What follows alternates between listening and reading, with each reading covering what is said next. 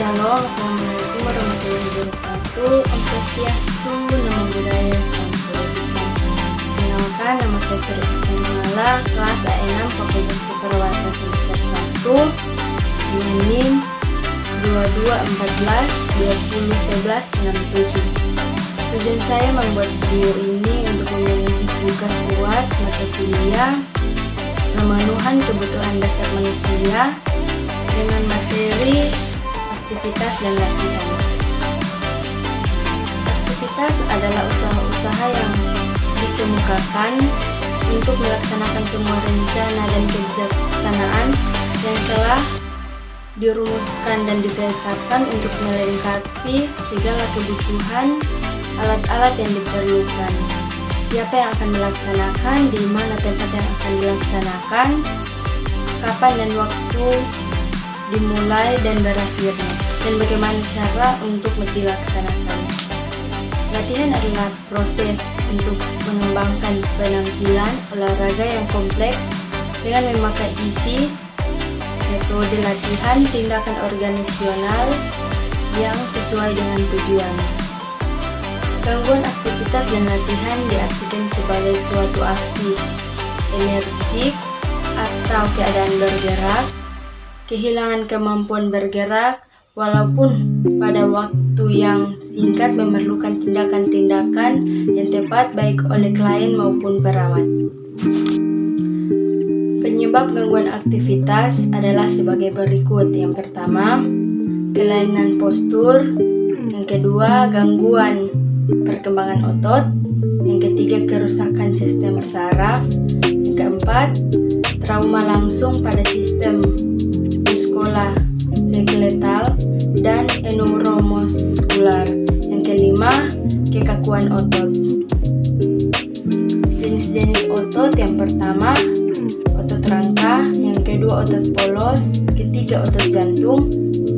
Skeletal atau tulang. Yang pertama, fungsi tulang: penunjang, perlindungan, pergerakan, penyimpangan mineral dan jaringan lemak, hepatopoiesis. Berdasarkan letak, yang pertama, aksial skeleton, membentuk sumbu panjang tubuh, terdiri dari kranium, kolumna, vertebralis, dan ostae, berfungsi sebagai proteksi dan support. Proses terjadinya gangguan aktivitas tergantung dari penyebab gangguan yang terjadi. Ada 3 yang dapat menyebabkan gangguan tersebut. Di antaranya adalah yang pertama, kerusakan otot. Yang kedua, gangguan pada skelet. Yang ketiga, gangguan pada sistem persyarafan. Pemeriksaan penunjang: yang pertama, pemeriksaan diagnostik: A. Fotorogen, B. CT scan, C. MRI. Yang kedua, pemeriksaan laboratorium: A. Pemeriksaan darah dan urin. Yang B. Pemeriksaan HB. Penata kelaksanaan medis: yang pertama, pencegahan primer. Yang kedua, pencegahan sekunder. Yang ketiga, penata laksanaan terapeutik. Pengkajian pada masalah pemenuhan kebutuhan aktivitas dan latihan sebagai berikut. Yang pertama, riwayat keperawatan sekarang. Pengkajian ini meliputi alasan pasien yang menyebabkan terjadi gangguan kebutuhan aktivitas dan latihan. Yang kedua, riwayat keperawatan penyakit yang pernah diderita. Pengkajian ini berhubungan dengan pemenuhan kebutuhan aktivitas. Yang ketiga, kemampuan fungsi motorik.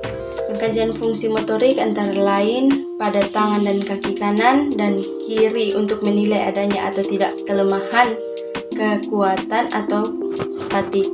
Yang keempat, kemampuan aktivitas. Pengkajian ini yang menilai kemampuan gerak ke posisi miring, duduk, berdiri, bangun, dan berpindah tanpa bantuan. Yang kelima, kemampuan rentang gerak. Pengkajian ini dilakukan pada daerah seperti bahu, siku, lengan, panggul, dan kaki. Yang keenam, perubahan intoleransi aktivitas. Pengkajian intoleransi aktivitas yang berhubungan dengan perubahan pada sistem pernafasan antara lain suara nafas, analisis gas darah, gerakan dinding torak, adanya mukus, batuk, dan produktif.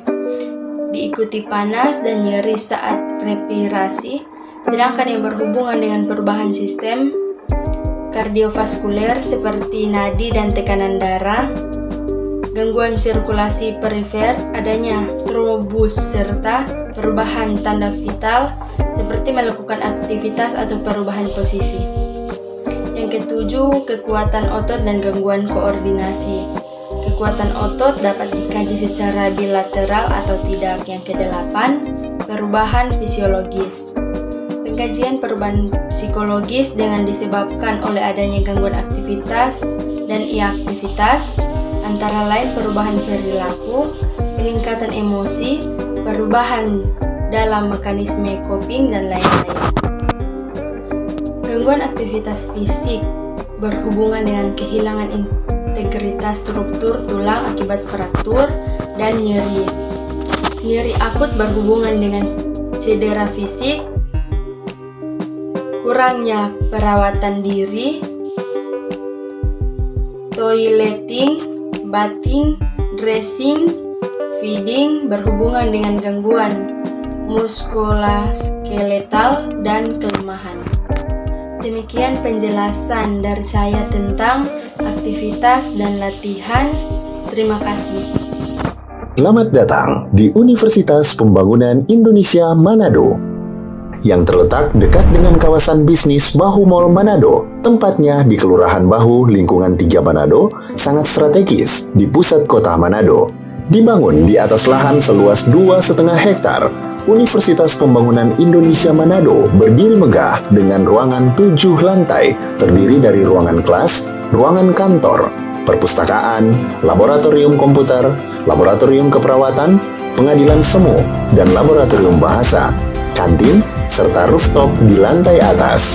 Universitas Pembangunan Indonesia Manado memiliki 6 fakultas dengan program studi, yaitu Fakultas Pertanian, Prodi Agribisnis, Fakultas Hukum, Prodi Hukum, Fakultas Teknik, Prodi Teknik Elektro dan Teknik Sipil, Fakultas Ilmu Sosial Ilmu Politik, Prodi Ilmu Politik, Fakultas Sastra, Prodi Sastra Inggris, Fakultas Keperawatan, Prodi Ilmu Keperawatan, dan Profesi Nurse.